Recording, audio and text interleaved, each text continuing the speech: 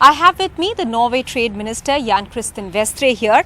First of all, many thanks for speaking with NDTV. My first question is with regards to the crude that Norway is now supplying to Europe, almost plugging the gap that existed because of the European countries cutting off their energy supplies from Russia. But do you think this recircuiting of energy supplies, how sustainable is it? Yeah, right now we are providing as much natural gas resources to Europe as we can. That's very important now for European energy stability. But in the long run, we have to speed up the green transition. So we are investing heavily now in hydropower, in floating offshore wind installations, in solar panel, in energy efficiency, hydrogen, storage capacity, batteries. That's the way going forward. And that's why I'm very glad to be here in India. My first time to have great meetings with my colleagues, ministers, also to discuss how India and Norway can work strategically together as friends and partners to accelerate this green transition, because we have to go renewable. Yes, of course, and we'll talk about renewable energy going green. But before that, another question on the same issue. Now, Norway has also come in for some amount of criticism for making money during this time of crisis in Europe.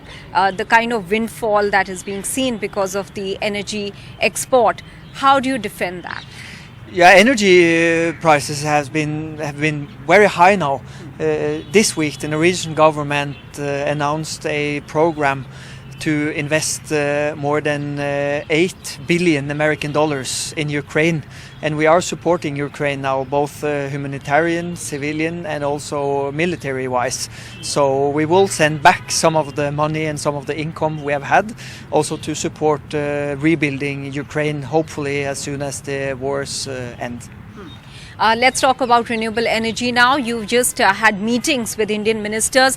Tell us a bit about green hydrogen, green ammonia that is being spoken about and being discussed between the two sides. Yeah, Norway, we have been producing green hydrogen for almost 120 years. So we know how to do this, and we really appreciate and admire the ambitions of your government, which is absolutely what the world needs. So what we have discussed with the ministers today is how can we collaborate and how can we join forces? How can we combine Indian and Norwegian research and development? How can we foster common technology development? How can we bring investments to both countries? And how can we make this sustainable, cost efficient, and at the speed needed now to be able to reach our global targets? Also, green shipping, I understand, is a very important point of discussion between the two sides. Has there been any development on that? Has that been discussed? Yes, and we do have a task force on this issue going back to 2019. And I met with the minister today. That was a great meeting. I was so inspired. And we kind of share the same basis here. India and Norway, we are both big on the maritime industries and sectors and the value chains. So now it's about how can we transform this sector fast enough, meaning ammonia, hydrogen, but even batteries and fuel cells. One half of all ferries in Norway now, they are fully electric. And later this year we will start operating the world's first hydrogen-based ferry. And this is also something we can work together on developing and make it accessible also to other developing countries and developed countries, of course.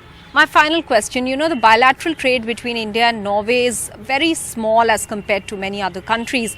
But over the last 2 years, there's been a substantial jump. It's been doubled. What has led to this doubling?